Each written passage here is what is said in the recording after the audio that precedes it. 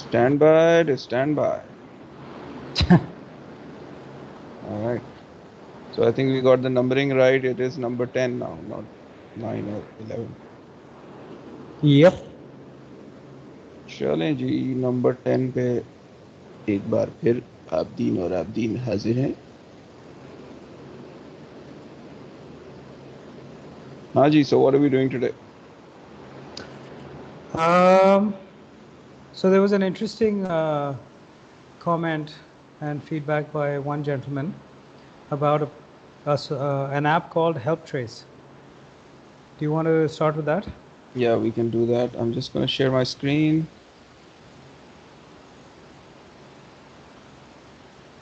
Okay, can you see it? This is Helptrace.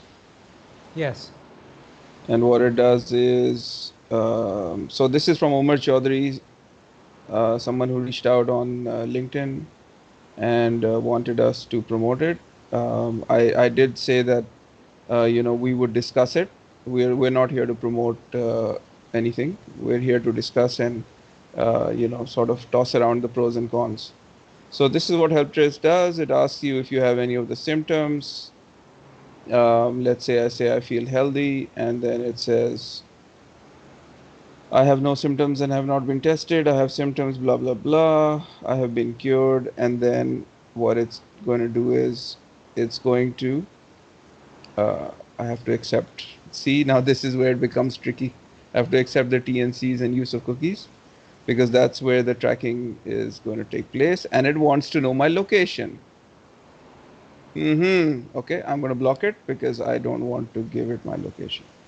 Now, and you can see then they have a map of all the heat points where people have said that they're healthy and not tested, and you'll notice that this is the same area where the world's biggest outbreak is right now, right? Can you zoom into So, that? Just use the plus and zoom in. mhm. So if all the healthy people are here, healthy and not tested, then where are the sick people, right? So the sick people are not going onto this platform and telling you where they are, because there are certain concerns that people have that they'll become social outcasts. There have been instances where people in apartment complexes have asked people to leave because they know that they're sick. Why would you expose yourself to that? So Yeah, yeah. so the Zoom in some more. I want to see that red spot over Italy. sure. This guy, there's one Yeah, person, I guess. yeah, but the whole of Italy should be red at this point, no? Yes. Yeah, yeah, yeah.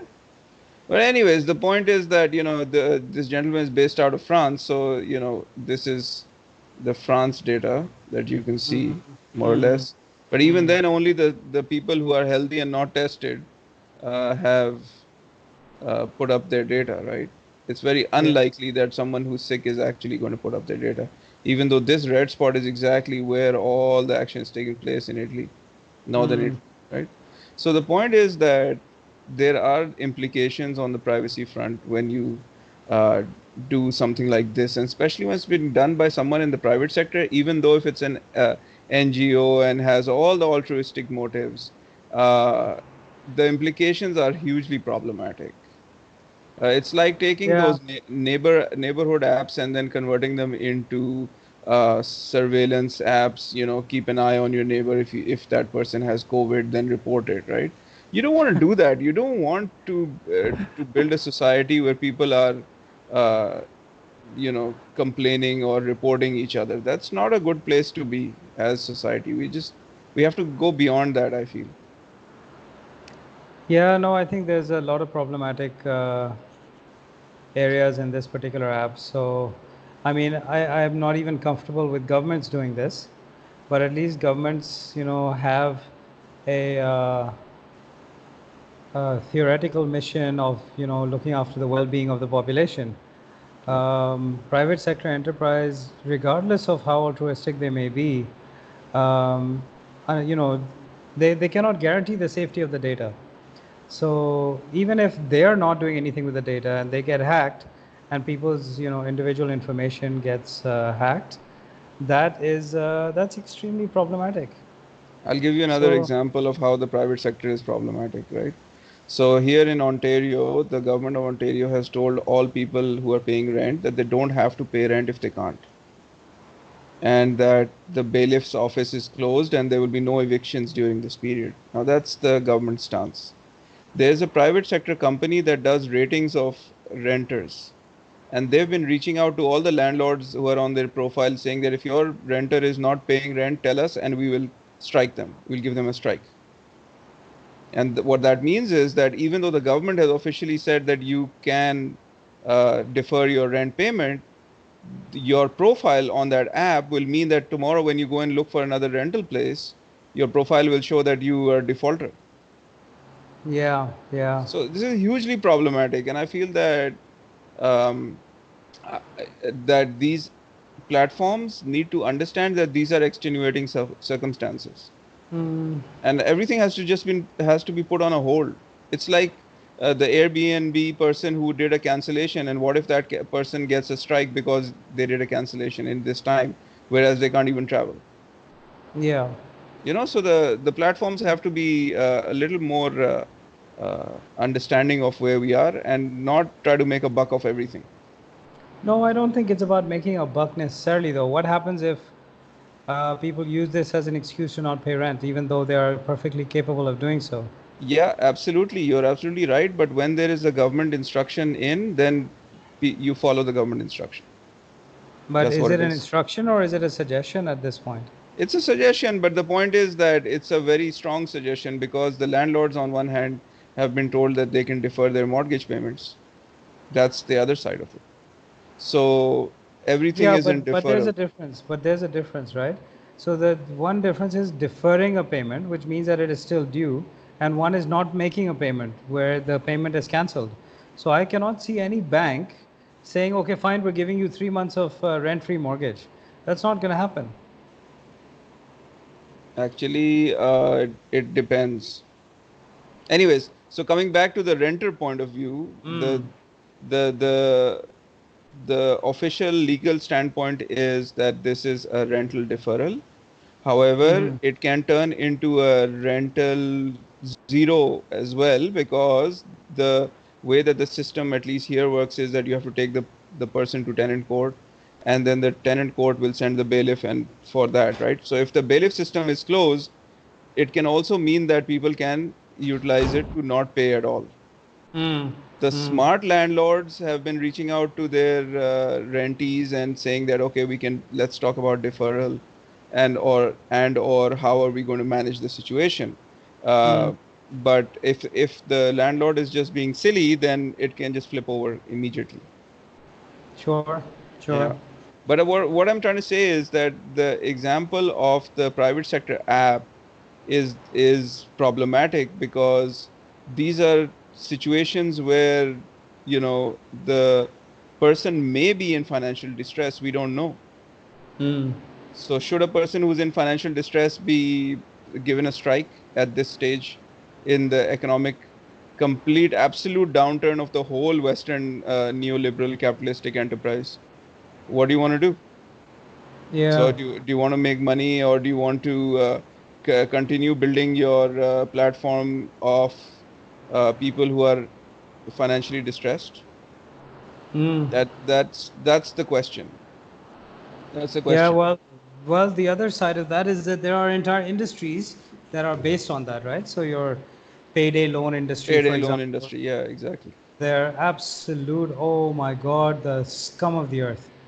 I used Sharks. to Yeah, think yeah. that I used to think no, sharks are very legitimate, predators at the apex of the food chain. These guys are the predators at the bottom of the food chain. Uh, So they're preying off the absolute weakest among us, and they're taking advantage of people's misery and misfortune, and it's just unreal what horrible people they really are. yeah, Anyway, absolutely. anyway, Yep. interesting. Uh, okay, what was the other thing we wanted to talk about? Oh, Um, what about what's happening in fashion retail? yeah, what is happening in fashion retail is a complete shakeup of the industry, right? I don't know if shake-up is the word. I think, I mean, if you want to call what happened to Lot, uh, Hazrat Lut, earthquake, tumult, Okay. people, being squished under their own rubble is what's happening in the fashion industry, right? I mean, the traditional brick and mortar store is empty, has been empty for 4 weeks, 8 weeks, 10 weeks, depending on where you are. Yeah. So how are these people supposed to survive? How are they supposed to stay in business? Well, the first thing they've done is they've cancelled all their orders to Bangladesh and Vietnam and India and Pakistan, right, where all the stuff was getting made. So And it so that's now so yeah, now it's gone from being a retail problem to being a balance of payments issue for South Asia. absolutely. Southeast Asia and South Asia, absolutely.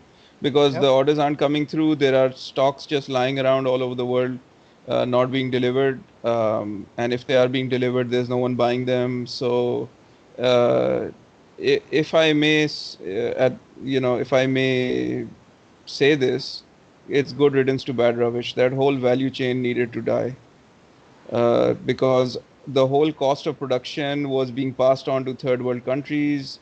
The labor was not paid a fair wage. It was completely exploitative in most cases. Uh, It wasn't like we moved the labor from Vietnam to Bangladesh, so we lifted people out of poverty. People were working in really bad conditions. The water that was needed to make a pair of jeans was being used in the third world countries where water is scarce. And I can go on and on and on and on and on and on. and So apparently it's like hundreds of liters to make a one bloody pair of jeans, right? exactly, and the distressed ones require further, chemical distressing, and all of that's being thrown into the rivers in the third world countries. So this moving of that whole production process from the west to the east didn't do Hmm. anyone any favors, to be honest. Hmm. It wasn't favorable. If it had stayed in the west, then at least the labor could have moved from the east to the west and built a life over there, right? Like we saw Yeah. in the 60s and 70s in the textile boom in UK and in Italy, where labor moved from the east to the west and actually made their lives over there. But with this reverse transfer from 1980s onwards to, till today, that's 40, 50 years of neo-colonial liberal multinational exploitation of labor all around the world. And as far as I'm concerned, hey man, no, it's about time. So, there's one company that I think is going to come out of this looking really good, um, and that's Zara. And the reason for that is that Zara's supply chain has always been extremely flexible. So Zara works on the concept of fast fashion, right? So they whatever is in their store is about 2 weeks worth of stock at any given point in time, and their supply chain works so efficiently that if, for example, they're out of stock on a particular product in I don't know, New York, and they have an extra 1 week's worth of inventory in Spain, they will actually ship product from Spain to New York and sell it out that way. They don't carry vast amounts of stock anywhere in the supply chain. Their customer service is incredible. So, for example, I bought a suit in Italy at Zara. I didn't have time to get it adjusted. Went back to Dubai. Walked into a Zara there. No questions asked. They took it, adjusted it for free, and gave it back to me. No question. So my view is that Zara is going to move even more heavily online. They're going to create more engaging conversations with customers online, maybe allow more personalization, maybe allow people to see how they look in those clothes before they buy them, give them a, absolutely no questions asked return policy, which they've always had. So you can basically order anything, we ship it to you for free, you keep it for 14 days. If you don't like it, we will ship it back to ourselves at our cost. I think that's a model that's going to work, and I think Zara will come out of this looking really good because of stuff like that. The other major trend that I think we're going to see coming out of this crisis is going to be around functional clothing. So I think functional clothing is going to take a massive movement forward, whether it's fire resistant clothing, stain resistant, chemical resistant. In an ideal world, something that is antibacterial, antiviral, perhaps, things that protect you from radiation, that kind of clothing, I think, is going to start becoming more mainstream as people wrap their heads around the idea of what role their clothing should be playing in an environment where we are being assaulted by pathogens, by electromagnetic radiation, by all kinds of other radio waves and signals and God knows what else. So I think functional clothing is going to go through the roof in the next few years. That's an interesting point. So I, out of the ashes of the fashion industry may arise something that is actually useful. Mm-hmm. Um, hmm, I foresee some haters jumping onto this comment, but I think the utilitarian aspect of clothing is going to make a comeback. With Donald Trump saying that if you have a scarf, put it on your face and stuff like that. Yeah. Man, So Donald Trump is a dhakkan, yeah. Let's not do that. Let's not talk about the idiot no, in no, I'm chief. just saying, you see what happens is that when people make comments like that, there is now a movement to find ways of folding scarves into face Yes, masks, right? with two So rubber bands. I know, we've all seen the videos. yeah, right. So what I'm saying is that there is going to be a move, perhaps, to see how many different ways you can utilize the things you have. Mm-hmm. And this kind of jugaad is something that we in the East knew from the beginning. But over the years, because people were fed this idea that fashion is disposable, and so-called recyclable, even though no fashion is recyclable, it's all garbage. This idea of recyclable fashion, it goes into the landfill or it goes to the third world again. So anyone who believes in recycling fashion is sadly wrong. Delusional. Delusional. Delusional. Yeah, yeah. But that's the garbage they've been fed, right? Yeah. So, but we in the East knew that you could recycle things from one thing to another, from another thing to another. If you And it used to remember, happen generation to generation, man. exactly. If you remember our Dadi, may Allah give her the best station in heaven, inshallah. She used to make these release out of recycled fabric, those little Yes, yes, pieces, yes. right? I still have one of those. And she used to say, "Okay, don't throw anything, give it to me," and then she'd cut it up and then make it into that recycled item. And so we knew upcycling. It was there. It's there. So and over the years it was there in the West as well in the older generation, but over the years it's just been lost. And I think it's time for a rethink, a reset on this whole idea You of know throwing what's things really away. been, yeah, what's really been burning my behind for the last month and a half is uh, I have, some nice suits. I have a lot of formal shirts and trousers, courtesy of, family over the years. You just accumulate clothes. And despite my, regular pruning and proper donations to good causes and all of that, I have not had to wear a formal shirt in the last month. And I'm just realizing, could this just be the way life is? Is this like, do we actually need, you know, 14, 15 shirts, 10 pairs of trousers, 6 pairs of jeans, none of which have been worn in the last month? Yeah, agreed. I don't have a single So, formal trouser and I have no formal shirts. So well, yes, we have slightly different daytime jobs, right? So, my job requires me to dress in a certain way, so which is fine, and that's the job. So, um, it's just, I think we have an opportunity to really reconsider our priorities as a human race, and maybe just slow the hell down, because I mean, we're so focused on consumption, consumption, consumption, and then when you're sitting when you're sitting at home in a crisis like this, you're like, what are you actually consuming? People are drinking water, they're consuming but there's, how much hand sanitizer can you use? How much freaking toilet paper can you use? Like, what are you gonna do? Like, go through 6 rolls a day? What are you, diarrhea, man? Like, you can't do it. There's just a physical limit to what you can do. So I don't know. It's yeah, an interesting dilemma that I think we're going to see a lot of industries facing, and particularly fashion, because it is something that used to be such an important part of my life, and it's now, well, okay, t-shirts, shorts, and flip-flops most of the time. You know, it my is what dress it is. code. Welcome to my world. Yeah, yeah. Anyways, all right. On that note, This we was should fun. take. Yeah, Next time we'll talk about fintech. of course. And you were going to try and get someone to join us. We're going to try and get a guest on board, and let's see if he's available to chat with us. Um, we'll lock him first, and then we'll announce it. All right, perfect. Thank you. Take care. Awesome. Thanks, bro. Talk to you soon. Allah Hafiz. Allah Hafiz.